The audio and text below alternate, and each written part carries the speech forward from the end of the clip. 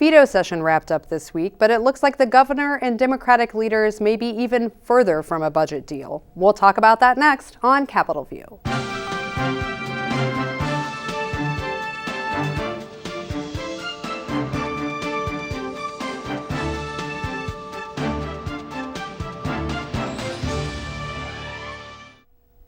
Welcome to Capitol View, the show where we talk about Illinois government and politics. I'm your host, Jamey Dunn with Illinois Issues and NPR Illinois, and joining me today is Dave Dahl, State House reporter for WTAX. Dave, thanks for being here. Thank you. It's been a hopping week at the Capitol as the veto session has been wrapping up. This is usually scheduled to take up the governor's vetoes and maybe wrap up some unfinished business from the spring legislative session. But of course, kind of all of state government's business is unfinished right now as we go without a full budget for almost a year and a half. We're looking at a lot of things moving around, but maybe not a lot coming of it as far as legislation being passed. One of the things that's happened this week that's making big news right now is the governor's veto of a bill that would have helped to bail out the Chicago public school system. Can you tell me a little bit first, what is this bill? Well, it's more than $200 million worth of assistance for the Chicago school system, and it was supposed to be in line with or in exchange for some pension reform. And I hesitate to use the word reform because it sounds like it's my opinion it was broken to begin with, but they do say the word reform, and so that's what we'll use. And there so far has not been said reform, and the two sides being Governor Rauner, the Republican, and the Democrat leaders in the legislature are disagreeing over who backed out of what deal.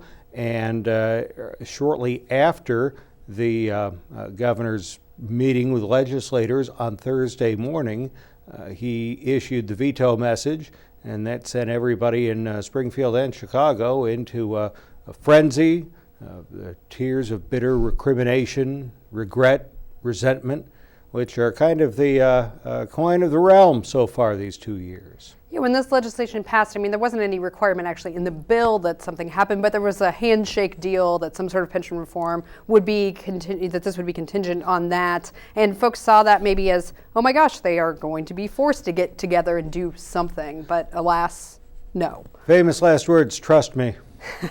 Shortly after it occurred, the reporters in Chicago got a hold of Karen Lewis, the CTU president, and certainly it's galvanized Lewis and Mayor Rahm Emanuel against Governor Rauner, and they're unhappy with him, and Forrest Claypool as well, the CEO of the Chicago Public Schools, wasted no time in having a news conference to say how unhappy he was. He's hoping for an override. And I wanted to ask you too about Senate President John Cullerton's response to this. He was, of course, supposedly working with Rauner on some of this. Rauner has often said, Cullerton and I, see eye to eye on pension reform. We can come to an agreement. Cullerton said, at least in a statement, that he was surprised, that this took him by surprise. He was surprised, and it makes you wonder if Cullerton is supposed to be the good cop, and now he's the good cop who got burned. And there you go, expecting things, I would say. Madigan being the bad cop, and when you expect nothing, you're rarely disappointed. So what does this mean for CPS going forward? They built their budget assuming that they would be getting this money. Probably pending an override, but they think there would be a deleterious effect, in the high vocabulary word of Forrest Claypool, on the students of the Chicago Public Schools, especially halfway through the school year. It's certainly not welcome, but it remains to be seen what the ultimate outcome is going to be, because as we're speaking, the override attempt is not complete. Yeah, and kind of to preface this entire show, we are taping on Thursday, and veto session is still going on. There's some big votes possibly coming up, so some things may change, some things may be in the mix by the time you see this. But as you said, Dave, the Senate voted on that override, right? Yeah, goes to the House now. Made quick work of it, yes. And what does it look like? What's the forecast in the House? Magic 8 Ball says unclear. Don't know if they can count to 71 on it, and the same with the Exelon bill. Not sure if they're going to have the votes to get that one over the top either. Yeah, there's enough Democrats potentially, but we've seen folks, not sticking to the herd on Democratic votes when the speaker maybe would like to see something happen. There have been people who have been veering off that path on veto votes so far. As we know, the supermajority in the House is only mathematical. And very unlikely that we would see, and maybe that's an understatement, any Republicans voting for a Chicago bailout of schools. I think the automatic voter registration debacle taught us that you can count on the Republicans now to fall in line behind Governor Rauner. There were a dozen or a little more who somehow changed their minds about automatic voter registration from spring until the veto session week. And this was the legislation that would have registered folks when they interact with the state, when they go get a driver's license, that sort of thing, and no dice on getting that overridden. It's the kind of issue that skews Democrat anyway, but first time around, so it did have some bipartisan support, and this week it did not, and there weren't enough Democrats in town to vote in favor of it. Some people did forget to vote on it this week. They didn't have enough. It fell far short. Yeah, that's been interesting to watch, as you said, that it is sort of a Democratic issue to begin with, but we saw a lot of Republican support it last time around. Presumably, one would think maybe with the governor's blessing, or at least without him, vehemently opposing it, because that seems to be how things are going as of late in the General Assembly. So change of heart from the governor, we don't really know what's going on there. It took him by surprise, and it's not the first time that the governor has done something that the House Republicans have been surprised by. Witness the K-12 funding that the governor signed his first year in office, even after the members of the House Republican caucus had voted against it. Well, and as is often maybe typical of the veto session, we could close out this week without seeing a lot of action. It's possible this Exelon legislation may make it through after we're talking here. But there's been a lot of, I would say, telegraphing of messages back and forth of this week. That seems to be the theme of the week. And one of the big messages being sent by the House was this resolution tackling lame duck votes and specifically looking at lame duck tax votes. What's going on with that? Well, first of all, when you say resolution, all resolutions are non-binding, so it means it's worth less than the paper it would be printed on, or less than the zeros and ones it would take up in cyberspace. But you'll recall in 2011, just 6 years ago, in January, engineered by then Governor Quinn, the income tax went from 3% to 5% with the help of a number of those lame ducks who waddled out of the legislature and right into the Quinn administration. Most notably, Bob Fleiter, who said he was against it until he was for it, and then he became the Secretary of Agriculture. And Corinne Gordon was another one. Both of those were among those who lost their seats in the election and decided to get on board the Quinn tax hike train. And it was such an abomination to Jack Franks and David McSweeney of the Illinois House that they got together with a resolution and a constitutional amendment. The resolution was no lame duck tax hike. The constitutional amendment is a lame duck tax hike would take a supermajority, 3/5, as opposed to a simple majority. And why this is important is because January 1st, it only takes a simple majority, and the first week and a half or so of January, it could be lame duck time, because the second Wednesday in January is when the new General Assembly is sworn in.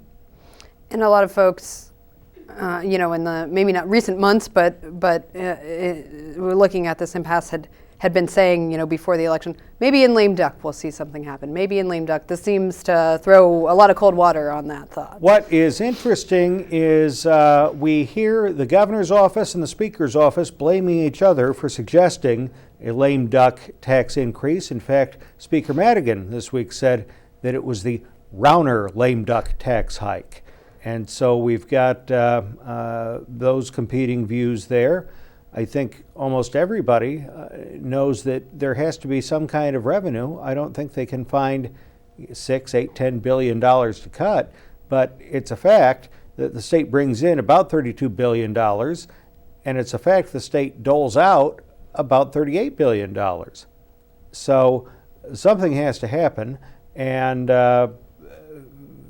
whatever talk there is of a tax hike, and whoever started it, McSweeney and Franks wanted to head them off at the pass and the vote was, I think, 87-12. Speaker Madigan was one of the no votes, as was Barbara Flynn Curry. She said, what's to stop someone from reinstating the death penalty in lame duck session, or this or that objectionable thing? And the point against having this anti-lame duck thing is if you have a 2-year term, you serve the entire 2 years, not 1 year and 11 and a half months. And I think the remedy for that would be to have the inauguration be the day after the election. Of course, no one's going to do that, but it's certainly a good talker, and it's a populist thing. And if I recall correctly, House Minority Leader Jim Durkin forgot to vote on it. And in fact, he was asked about it in one of the gaggles after the governor's budget meeting, which often does not discuss the budget, but very almost curtly and succinctly, Durkin said, "I'm not going to speak for Representative McSweeney." And I got in my head the end of the movie Animal House, where they have the "Where Are They Now" segment, and the one guy was killed by his own men in Vietnam.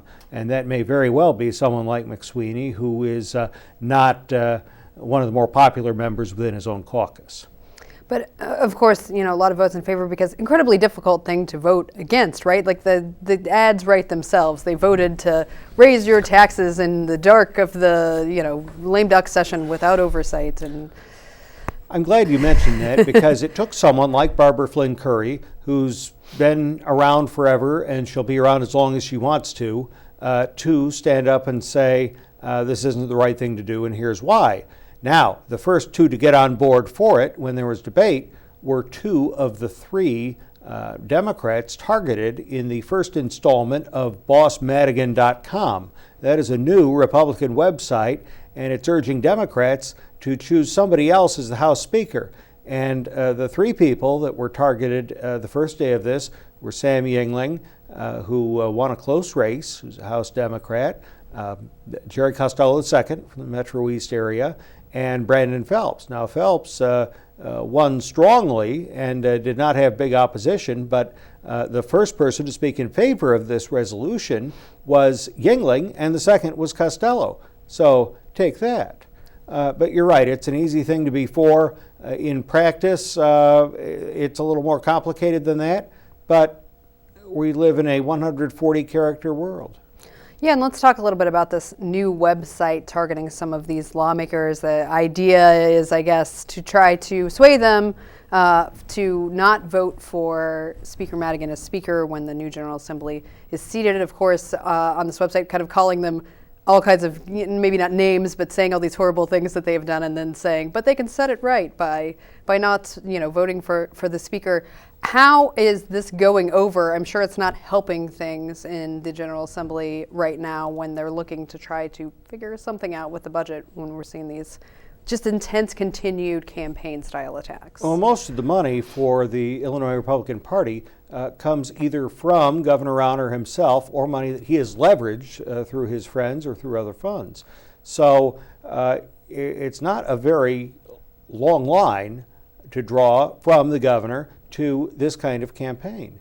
And they're trying to swat it off as a distraction and just I think it was Thursday, or at least Thursday it came to light. It might have been recorded earlier, but they had someone with a camera track Yingling himself and harass him into saying who he was going to vote for Speaker. Are you going to vote for Mike Madigan for Speaker again?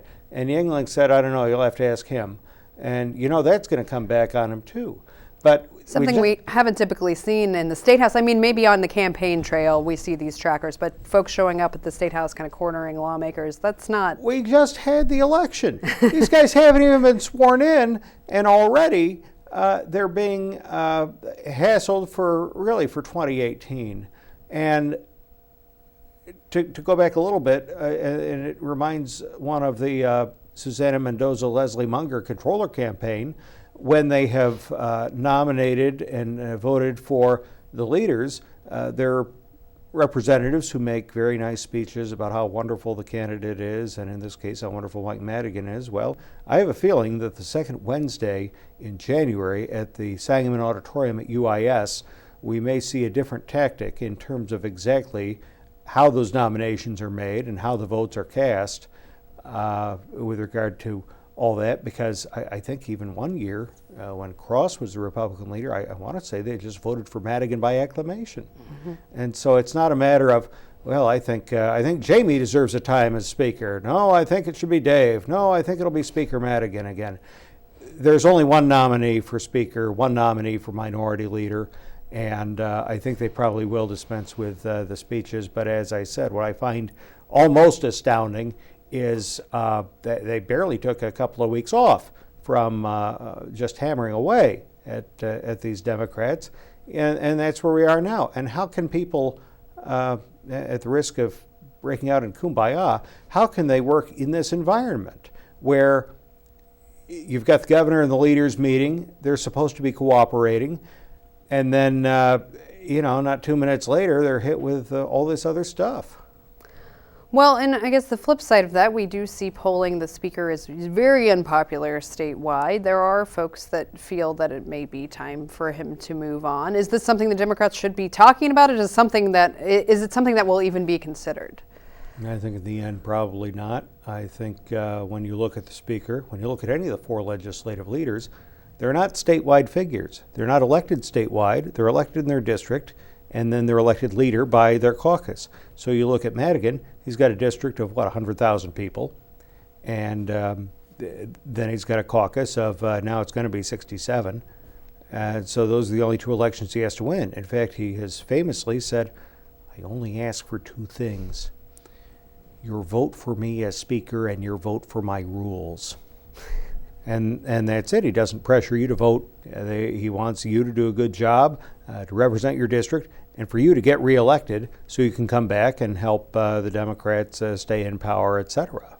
Well, in some ways, this continued campaigning from the Republicans, I would think, would harden some Democrats' feelings about keeping him as Speaker, right? I just... My guess is they don't think it's time. They think that he's probably going to go out on his own timetable, or a timetable maybe of a higher power. But he doesn't show any sign of changing or of slowing down or wanting to move on to a golf course or bass boat or whatever it is he would do if he were not the Speaker of the House. Maybe open his own apple orchard, or that'd be a good idea. That would. So, as you mentioned, the governor and leaders have been meeting. Madigan has been absent from some of those meetings, but it's come out of that even if there were to be a stopgap budget, which is something folks thought could be likely, the governor would like to tie some of his agenda to that, which has not really been the case in the past. What's going on with that development? You wake up Thursday morning, and it turns out the governor has a Facebook video out saying that the Speaker wants a stopgap budget. And again, this is something where the Speaker is saying it's the governor wants a stopgap budget. Nevertheless, on Facebook, Mike Madigan's not making a Facebook video anytime soon, the governor said that for a stopgap budget, we need a permanent property tax freeze.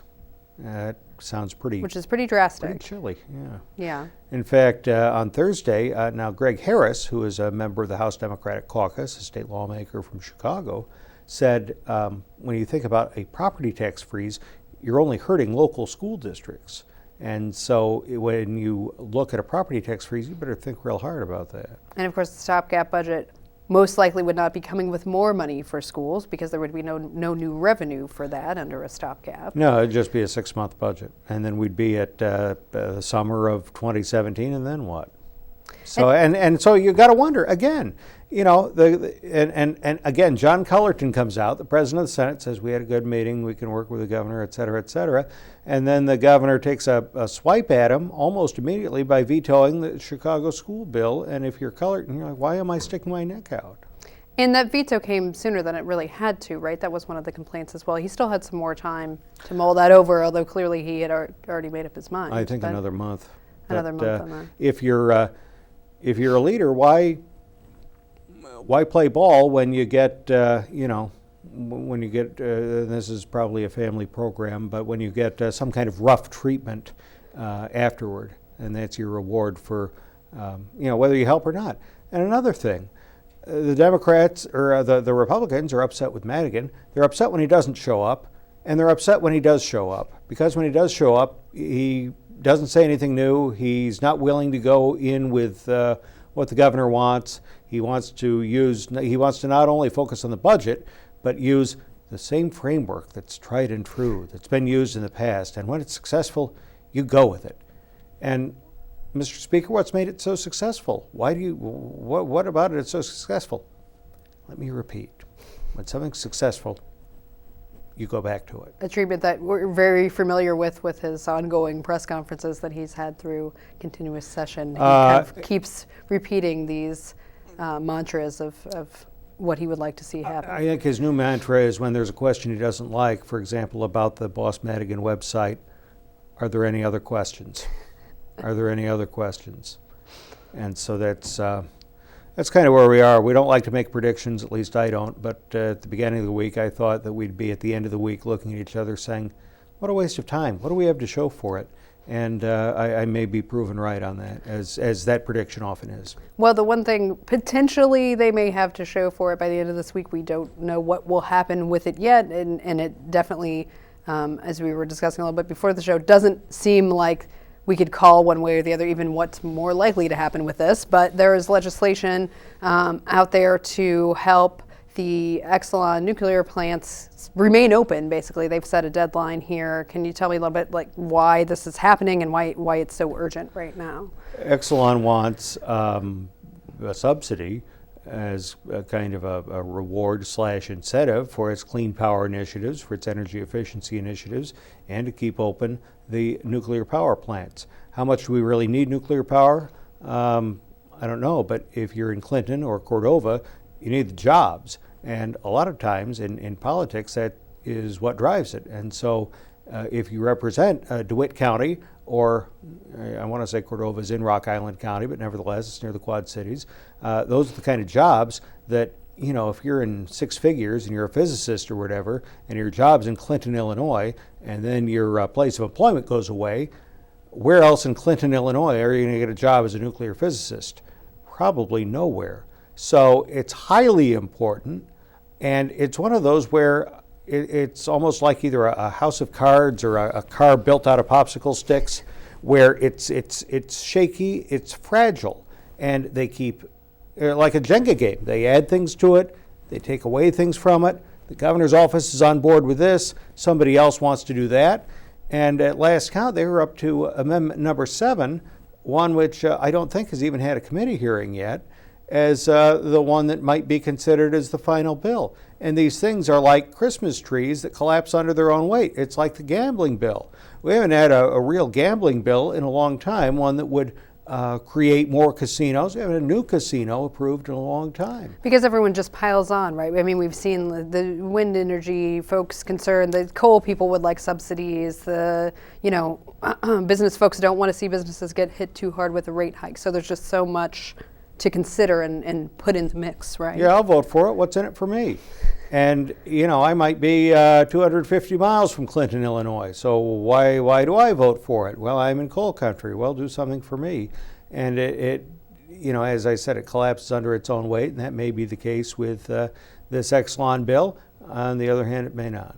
And another concern locally beyond the jobs tax base, right? This would maybe be a big hit to the local tax bases if these plants were to close. So you're absolutely right. So looking ahead a little bit, and again, I think we can't say it enough that we don't want to make any predictions, but I want to talk about the budget just a touch more to kind of look forward of what could happen next. Part of the reason why there's so much concern about what's going on with the budget is because the current stopgap budget will run out very shortly. Dave, what's going on with the stopgap that we have now? It ends December 31st. Mike Frericks, the treasurer, and Susanna Mendoza, the controller-elect, will be sworn in Monday. And by the way, she said that the Munger staff hasn't been any help at all in the transition. She made it sound like the first time she sees the inside of the office will be after she's sworn in. Which is a concern currently because that office is kind of trying to keep everything going and get money where it's needed. The comptroller's office has become much more important when there isn't the funding for everything. You're the check writer in chief, you're a prioritizer, and if you're the person who is of the same party as the governor, who was appointed by the governor, whose campaign is in large part funded by the governor, you're more inclined to do what the governor wants. It's human nature. And maybe Susana Mendoza is going to be less cooperative with the governor. Nonetheless, there was an event Wednesday night put on by the BGA in Springfield, and I believe it was mentioned then that back in 2007 or so, when Blagojevich was governor, they had 7-day-a-week sessions through the summer and all that. They said, well, it might be August before we get a budget. Heap. And now we're not 2 months, we're 2 years into it. And if you had said, well, when we elect Bruce Brown our governor, he's not going to sign a budget, and we're not going to have a budget for a couple of years, you would have thrown me into wherever they throw people these days when they say things that don't make any sense. But we're nigh on 2 years. Who's to say that there wouldn't be 3 or 4? I think we're really in, to give a real understatement, uncharted territory. So folks out there hoping to see a resolution soon, even in January, maybe shouldn't hold their breath and should consider the dark possibilities of that. There's going to be, it really looks like there's going to be stuff having to shut down to really get people's attention, because the two players in it, Speaker Madigan and Governor Rauner, are thoroughly entrenched. And what I find interesting is the governor says, I don't even care which of my reforms you want, just pick something and then we'll work with it. And you think, well, how is, for example, term limits or redistricting something that is going to be far into the future? How's that going to help the budget now? The answer they give is, knowing that there are legislative term limits, that'll make this state more attractive to companies to come here, and it'll attract more investment. Well, and I hate to cut you off, but we're going to have to leave it at that, and maybe that's a good place to leave it. I totally agree with you on all points. And I'd like to thank my guest, Dave Dahl, for being here today, and I'm your host, Jamey Dunn, with Illinois Issues, and we'll see you next time on Capitol View.